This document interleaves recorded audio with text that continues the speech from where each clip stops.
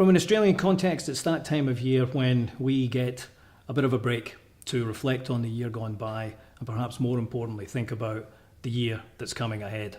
So we thought it would be useful to share with you some of the observations and trends that we've seen in our business over the last 12 months, and also ask you some questions about what you might do differently next year. So Roger, think about the teams and organisations you've worked with over the last 12 months or so. What have been some of the themes? What have you seen different during that period? Jack, it's been an interesting year of challenge, of turbulence, of disruption. Every industry, every context, be it large, small, corporate, government, everybody's experiencing it. And there's no end in sight. So for me, the organisations that I've observed, been part of, are those who have taken the time to refocus on some fundamentals. And it sounds plain obvious. It shouldn't need any particular emphasis. But in the busyness, yes, it does. So I've found, as I've observed some particularly successful organisations, refocused on purpose and vision, really gone back to why do we exist, what are we trying to achieve, and then making sure that that's accessible and reasonable. Aspiration grounded reality is a phrase that you and I have used, Jack, a few times. And those that have done that, gone back to get really crisp around purpose and vision, they've made great strides forward, and I think have positioned themselves in this year for even greater reward next year. Aligned to that, I've seen organisations that have taken the 1, 2 or 3 top levels of leaders of their organisations into that discussion about purpose, vision and the execution of strategy. Rather than just direct it and push it out. It's a fundamental, but it gets missed. The organisations that are really doing well, in my view, are those who have invested significantly to want to make sure that everybody gets the right message at the right time, and they're building a capability in their people to go and cascade that message to others. It's not that we leave it to the top person to do the communication. Those organisations that are building that capability down through their levels of leadership, I think they're positioning themselves this year really well for future years and the operating context. And that focus on execution, it's a challenging one. There's so much going on, so many pressures in time and resource.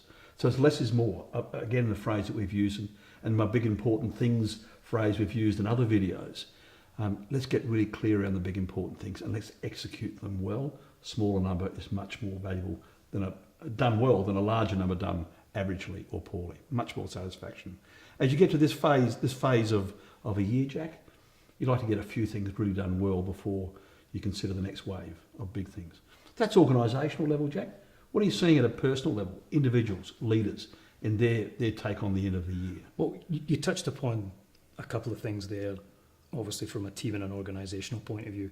Probably the big thing for me has been the need for individuals to think about their stakeholders. So it goes to that communication piece. There's an expectation on an individual leader that he or she will have all the answers into the future, 5 years out, 6 years out. And that's just, I think, not possible at the moment. So you have to have a process of engagement with your stakeholders, which is at another level. And to try and have the time as a leader to make sure that that's a fundamental part of your day-to-day job is really the big difference that I've seen. And whether that's with your board, whether that's with the executive leadership team, whether it's with your customers, whomever it's with, that's really important. I think that's the big thing that I'm seeing a shift on.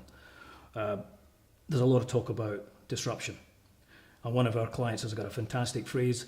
He said, if you've been disrupted, it's because you're not paying attention. And therefore that need on the part of a leader to continually find some time to look up, to keep their head above the parapet, I think is one of the big things that I've seen this year. Not without its challenges. As you say, there's huge pressures on delivery, but you have to be able to do that.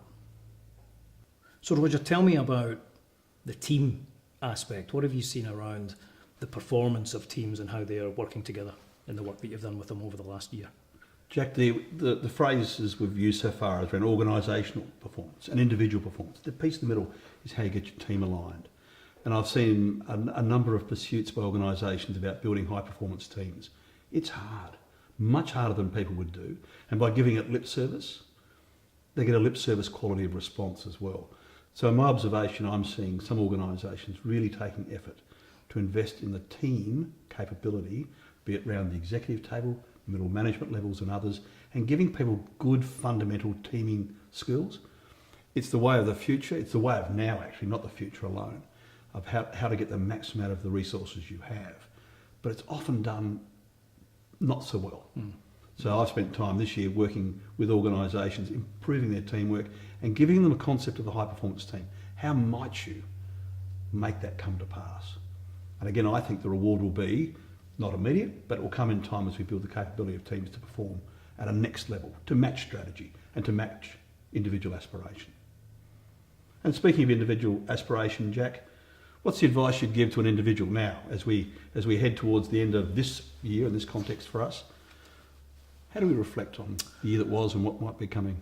Well, I think, and this hopefully would apply regardless of whether you're a senior executive or a young professional in any particular type of organisation, big or small, probably three areas. Firstly, as you reflect on the year gone by, how did you spend your time? Did you spend that time in a way which touched upon the important parts of your life, not just about career and job? Did you think about relationships? Did you think about your own health? Did you think about family aspects? Did you learn anything? To use Stephen Covey's phrase, did you sharpen the saw during the year? So that would be a reflection piece. And are you going to change how you're spending your time next year to focus on something that, for whatever reason, may have been a bit neglected this year? So that would be the first aspect. The second question linked to that, what's going to be on your bio in 12 months' time that's not on it right now? It could be a qualification, it could be a learning, or it could be an experience that you actually want to go. But I would challenge you to say that if your bio or CV looks the same in 12 months' time, try harder. And then the third thing, and it's a question that I was asked, so if you can get someone else to ask you this question, that really makes a difference. But some good friends of mine said to me, what have you done for yourself in the last 12 months? And if you can't answer that, then you might want to have a think about whether you're really living the life that you want to live. Those would be the questions that I would think about and reflect upon as you've got hopefully the chance to do so.